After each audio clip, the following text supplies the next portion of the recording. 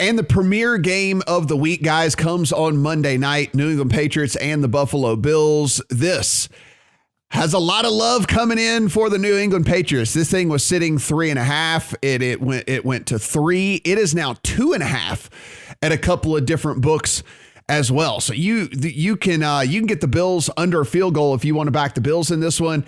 There are some 3s still available out there if you like the Patriots. A total of 42.5 to 43 here. Brad, when we take a look, we are getting, I believe, my personal opinion, and I'll just let everyone know, I played the look ahead. I got the Patriots at plus 3.5. I would still play them at 3. So we talk about the number that's available now. I don't care. You don't care what number I got it at. So I have a ticket in the account already on the Patriots. And it was mainly because when I looked at how these two teams are constructed, you really and truly have a team in the Bills that was almost built to kind of beat the Chiefs. But then you have a team in the Patriots that is almost perfectly constructed and built to beat a team like the Bills. And I feel like when you start to really look at these units and where the strengths lie for the Patriots and where the deficiencies lie for the Bills, there's a pretty decent edge for the Patriots in this thing. And so I really loved the 3 and a hook. I would still take the 3 for sure. I don't know if I'm playing the 2.5, but would still play the 3 for sure, because I think the Patriots, again, are maybe one of the toughest matchups for the Bills there is maybe in the whole NFL. Yes, I strongly agree. Yeah. Like, I've been eyeing this one for weeks as well. It's the same handicap as when the Colts played the Bills, right? Mm-hmm. They're just gonna run it down your throat. And the Patriots they're arguably a better Colts team. Like the defense is better than the Colts, and now the offensive line is kind of fully intact with Trent Brown back there. They're one of the best offenses in the NFL as well, especially as Mac Jones has kind of grown into it, in recent weeks. So just looking at the last 3 weeks, so with Trent Brown in there, the New England offense is second in the league in EPA added, and then the defense is first in the league in EPA added. Like this is a team just fully functioning, and as you say, the matchup is perfect for them. And then we've got the weather factor here. We're looking at potentially 20-mile-an-hour winds. Well, one team wants to run the ball, one team can stop the run, the other team can't. So it's like, I don't know. So Football Outsiders made this game Patriots -1, and as I've been saying for weeks, Football Outsiders has got the Bills way overrated. Like that, they gave the Bills defense a bump for last week against the Saints because they're like, oh look, they've they held out a decent Saints offense, but there's no change in there for the fact that the Saints had 0 players. So yeah, I do think the Patriots should be favoured. Stephen, we look at this one and as Brad just brought up, which is a good point here. So you're looking here, it's going to be wet. It's going to be windy. It's going to be cold, probably 20-mile-an-hour sustained winds, probably some freezing rain, if either rain or freezing rain that's going to be coming around. And what we have here also is a Josh Allen who we have seen take a step back this year. His accuracy has gone back closer to that 2019 version of Josh Allen than the 2020 version here.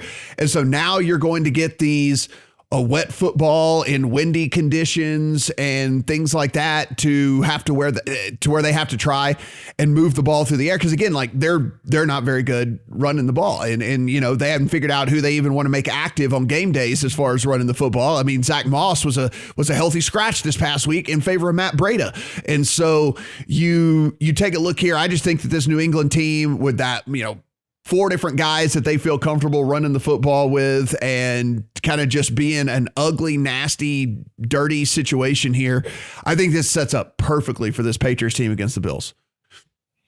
Could not agree with either of you more. You guys read my mind. Brad took the words right out of my mouth that I see so many similarities here for the Bills for when they played the Indianapolis Colts. And I'm not saying that the Patriots are going to kill the Bills, but if you're giving me +3, then I'm taking that with New England. If you look at a graph since week 4 of defensive EPA and offensive EPA, the Patriots are one of the top 4 teams in the league. And then if you go from week 6 onward, and to kind of give you a point in time there of what that includes, that's when they played the Cowboys and had that overtime loss and have ripped off a bunch of wins since then.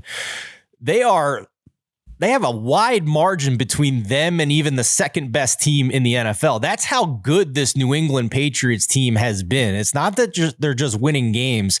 They're dominating games. Mm-hmm. And I don't have anything further to add in terms of the matchup. You guys said it perfectly. I think they're going to be able to run the ball at will against this Buffalo team. I don't think they're built to stop the run. So you're giving me +3. I love that matchup. And the last point I'll just note is that if you look at what the market thinks of the Patriots at this point, they have adjusted them, and they have them, about honestly less than 2 points worse than the Bills at this point. So to get a full 3, I think, is a gift.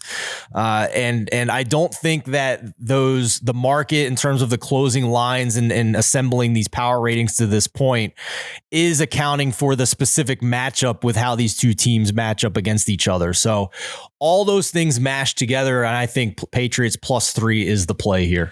We talked about when we were talking about the Washington football team earlier, and we were saying maybe shockingly to some people since week 8, the number 5 overall rated quarterback according to Pro Football Focus was Taylor Heineke.